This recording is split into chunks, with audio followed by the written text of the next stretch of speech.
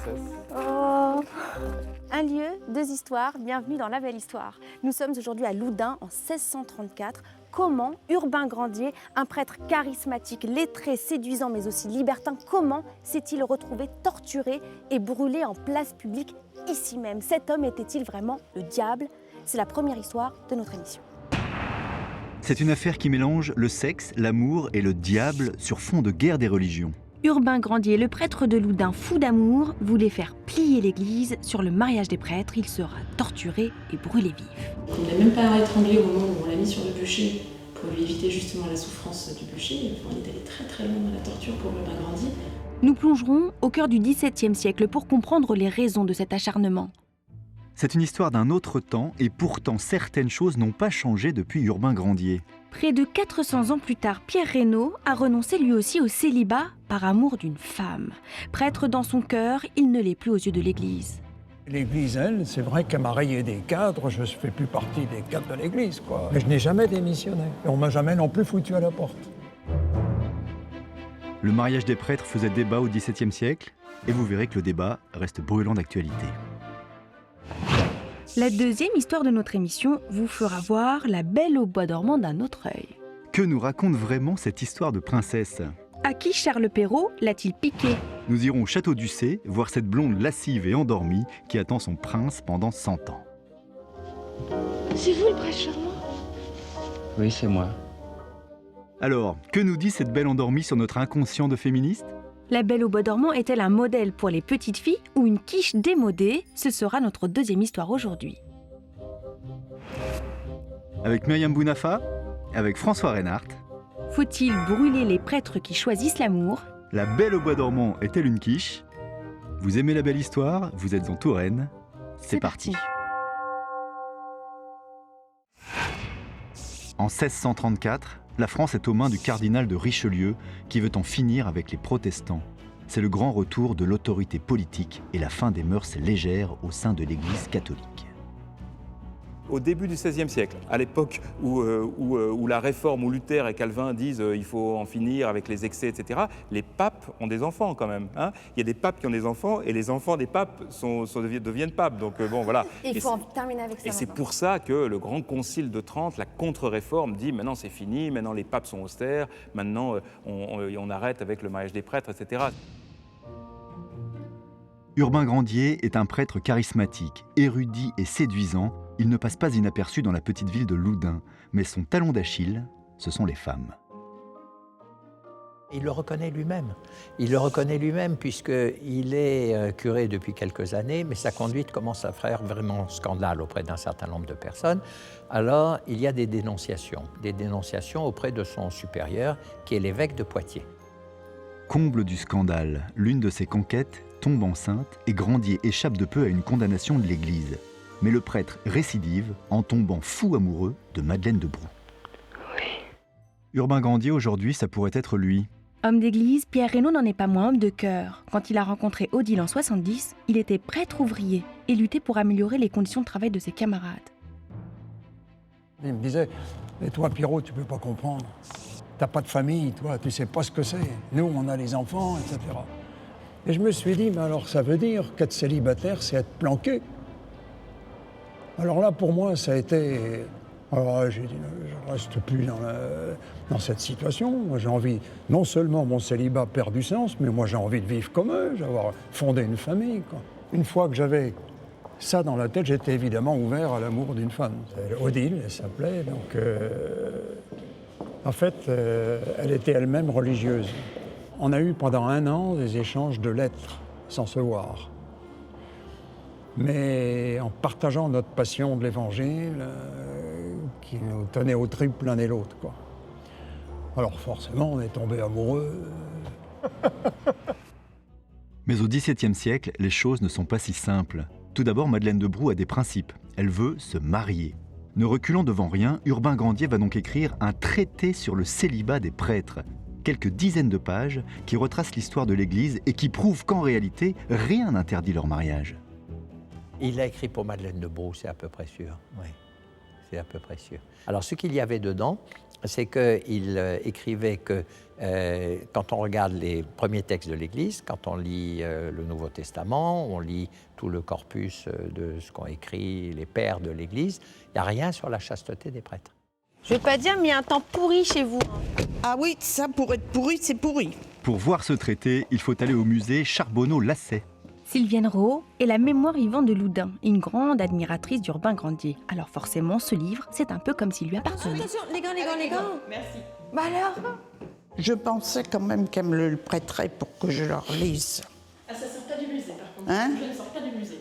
On les consulte sur place. Mais bien sûr que vous savez très bien que j'emmènerai pas chez moi.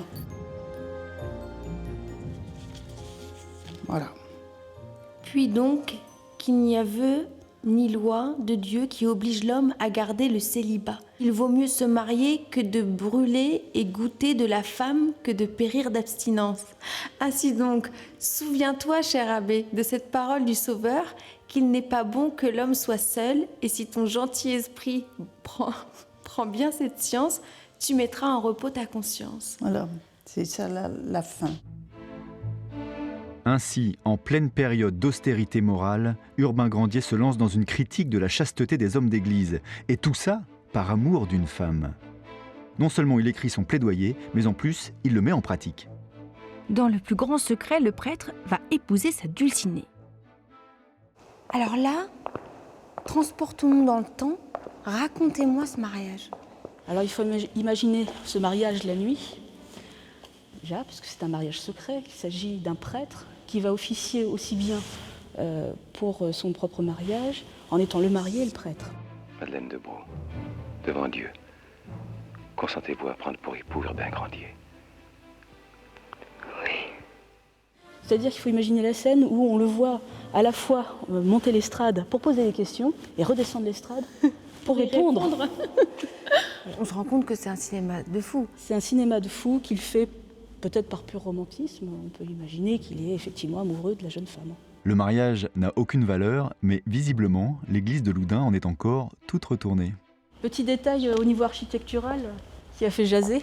Ouais. On aperçoit une jolie petite sculpture où on voit un diable frappé d'un priapisme géant avec les fesses d'une nonne.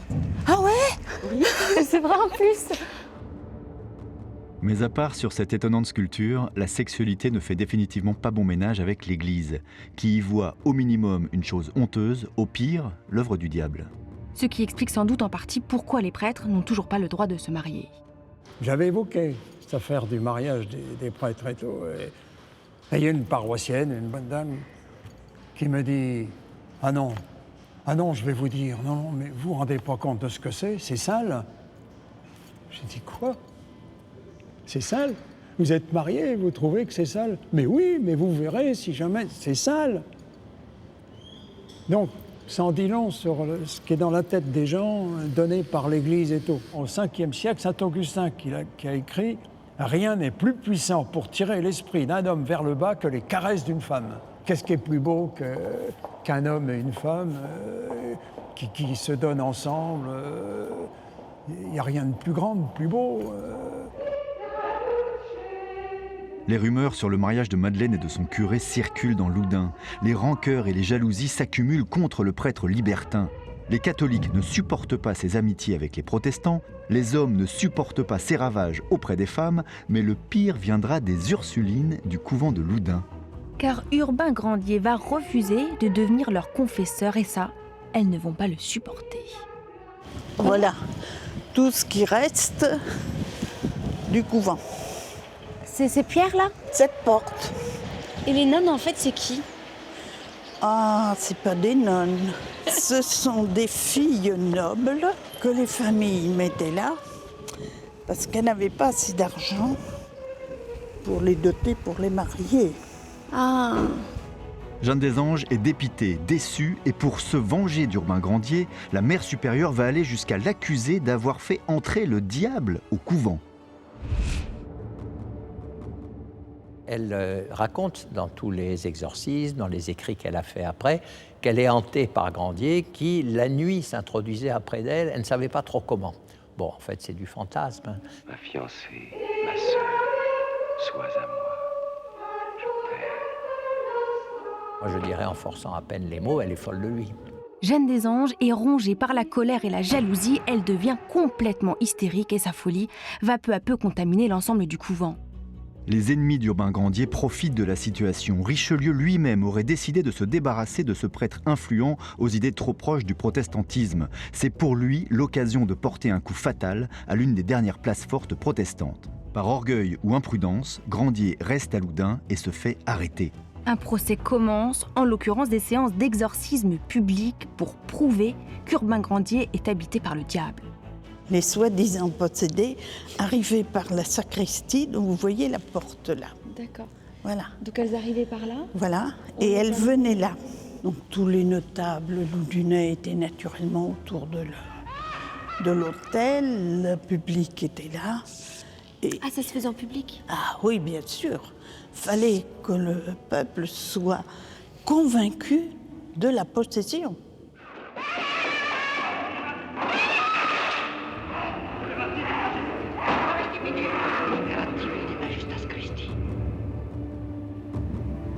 Quant au temple, nous serons agenouillés, nous ferons les dévots. La voix de Grandier. Et à la fin des exorcismes, on dit au diable, alors qui t'a introduit dans le corps de cette malheureuse? Urbain Grandier, et dis que tu te soumets à la loi de l'Église. Alors là, c'est toujours le final, parce que l'Église a toujours le dernier mot. Alors le diable dit, je vomis l'Église, je hais l'Église. On lui jette de l'eau bénite. Dis que tu te soumets à l'Église, je me soumets à l'Église. Victoire de l'Église catholique, et on ramène les religieuses dans leur couvent. Pendant son procès, Urbain Grandier va subir les pires tortures. On va lui briser les os des jambes les uns après les autres.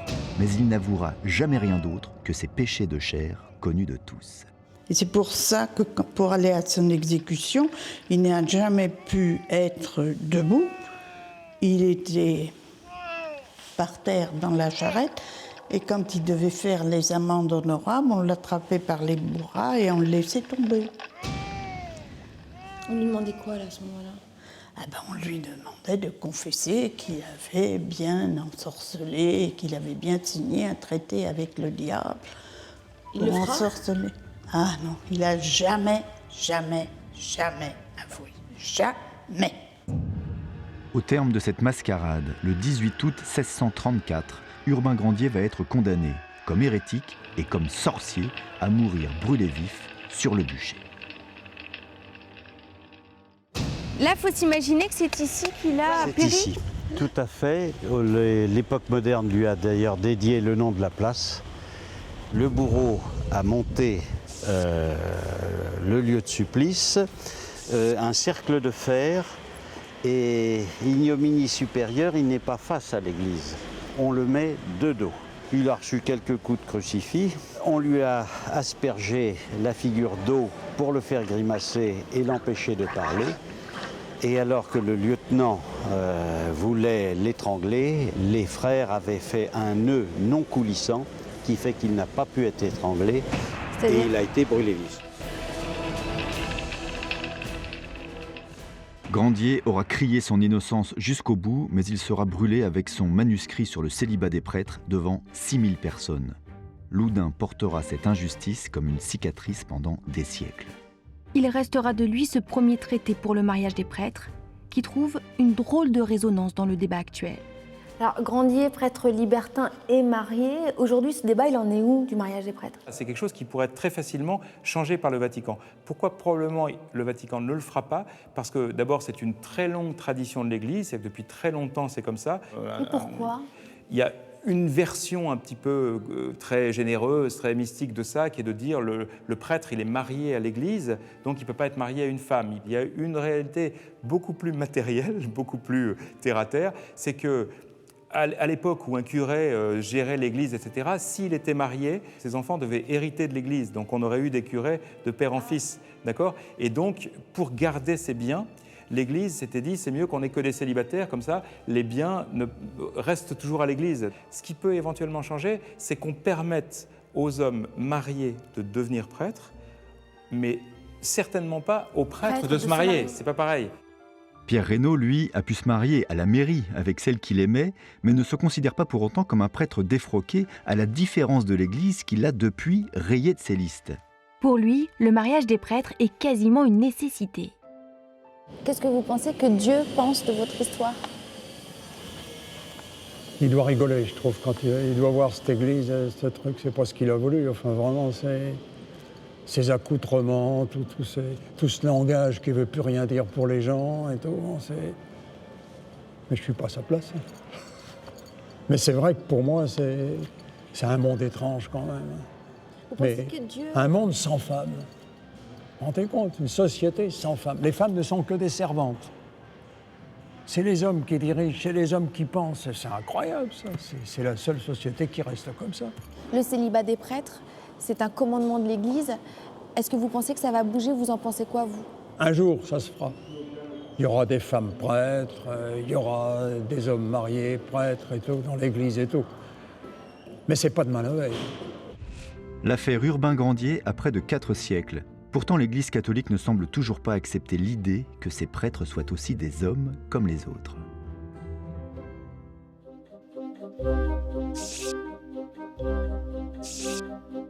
La deuxième histoire de cette émission, c'est une histoire de princesse surprenante. La princesse, c'est la Belle au bois dormant. Et la Belle au bois dormant, c'est au château d'Ussé qu'il faut aller pour raconter son histoire. Un château ouvert au public, mais encore habité par un prince tout à fait charmant, le duc de Blacas. Comment vous portez-vous? Très bien. Vous êtes bien élégant, dis donc. J'ai fait un petit effort. Vous m'attendiez? J'ai une question. Il paraît que vous avez le titre de prince. J'ai un titre de prince, mais ce n'est pas un titre de prince français. Je suis prince au sens autrichien du terme. Pour moi, vous êtes prince. C'est très flatteur. Alors ma question c'est, vous arrivez ici. Oui. Vous devez chercher et trouver cette princesse endormie. Oui. Toutes les portes sont ouvertes puisque le château est endormi. Absolument. Est-ce qu'on peut aller à la découverte de ce château? Oui, mais bien sûr. Nous y allons dès que vous voulez. C'est vous la princesse. Alors, aujourd'hui. Quel ange. Alors, pour toute la journée. Allez. Et nous y allons. Souvenez-vous de ce conte de fées. Une princesse condamnée par une fée maléfique se pique avec un fuseau et tombe dans un profond sommeil. Caché dans une forêt de ronces, le château reste endormi 100 ans jusqu'à l'arrivée d'un prince charmant. Oui, il y a une jolie vue d'ici. Et c'est amusant de le découvrir progressivement au fur et à mesure que les buissons et les arbres s'écartent. C'est en découvrant le château d'Ussé que Charles Perrault va penser à la Belle au bois dormant. Une histoire médiévale qu'il imagine parfaitement dans cet endroit féerique. Charles Perrault n'a jamais écrit de conte auparavant et rien dans son parcours ne le prédestine à devenir le plus célèbre conteur de France. Pour comprendre la Belle, il faut donc comprendre Charles Perrault. Perrault, en fait, c'est qui? En fait, il faut se replacer au siècle de Louis XIV, le grand siècle. Toute ta classe de bac français, d'accord? Molière, Racine, tout ça, tout ce monde-là. Lui, il est pas très connu, il est plutôt du côté de l'administration. Et puis, un moment dans sa vie, il devient très célèbre pour une chose particulière, qui est la querelle des anciens et des modernes. Alors, qu'est-ce que ça veut dire, cette chose-là? Ça veut dire qu'à ce moment-là, la plupart des grands auteurs disaient « tout ce qui compte, c'est les anciens ». Les anciens, ça veut dire les Grecs et les Romains. Ils ont tout fait bien. Et Perrault, il dit « mais pas du tout, on est au siècle de Louis XIV, on n'a pas besoin de se référer aux anciens parce qu'avec Louis XIV, tout est bien. » C'est quand même le mec c'est quand même le cire-pompe du pouvoir, hein, ça c'est clair. Est-ce qu'il aurait pu savoir, se douter qu'un jour on oublierait tout ce qu'il a fait avant son recueil de contes? Ah, je crois pas. Je pense que ça devait être une baliverne, ça devait être quelque chose. La preuve, c'est qu'il ne l'a même pas signé lui-même. Pensez que tous les enfants de France et probablement d'Europe connaissent le nom de Perrault à cause de ça. Je pense qu'il ne pouvait pas le penser. Charles Perrault aura donc rédigé son unique recueil de 8 contes sous le nom de son fils, Perrault d'Armancourt. Mais rien dans sa carrière ne permet de comprendre ce qui l'a amené à écrire. Si ce n'est l'inspiration que lui donnent ses séjours dans ce château. Il y avait des rencontres littéraires, que c'était le lieu où il fallait être vu, c'était, pour utiliser un terme moderne, c'était le lieu à la mode. Lorsque Perrault séjourne à Ussé, le château sort justement d'un siècle d'abandon. Est-ce l'étincelle qui l'amène à la Belle au bois dormant? Peut-être, mais l'histoire de la Belle ne tombe pas du ciel. C'est un conte qui a déjà traversé les siècles et qui n'a pas grand-chose à voir avec la princesse aux cheveux lisses de Walt Disney. Dans la version italienne, 60 ans plus tôt d'ailleurs, le prince est un roi marié et tout est beaucoup plus trash. Il lui fait l'amour. Ou Selon les lectures que vous voudrez en faire, il la viole. En tout cas, il lui fait l'amour sans l'éveiller. Moi, je serais tentée de dire sans réussir à l'éveiller. Et de cette union, qui ne l'a pas éveillée, elle est toujours en sommeil, 2 enfants naîtront, Soleil et Lune dans la version de Basile, la petite Aurore et le petit jour dans la version de Perrault. La Belle au bois dormant violée dans son sommeil et qui se réveille sans savoir de qui sont ses enfants. À l'origine, le conte ne s'adressait visiblement pas aux plus petits. Qui les lit? Qui va acheter ces livres-là au départ?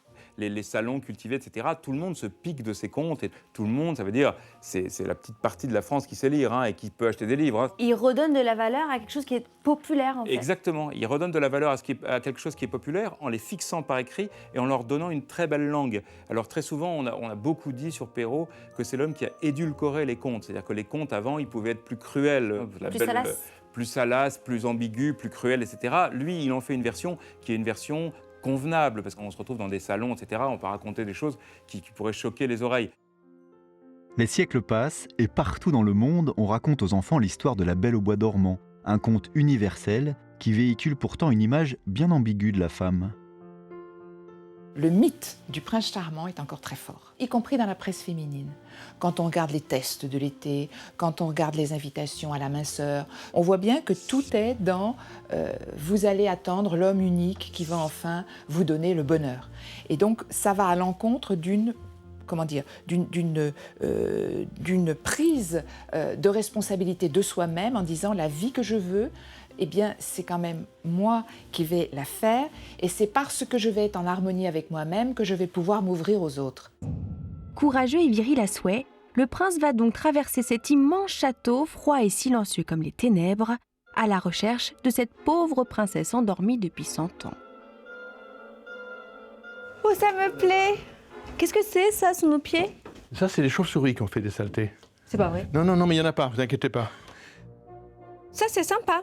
T'es à la princesse? Pourquoi pas? Pourquoi pas?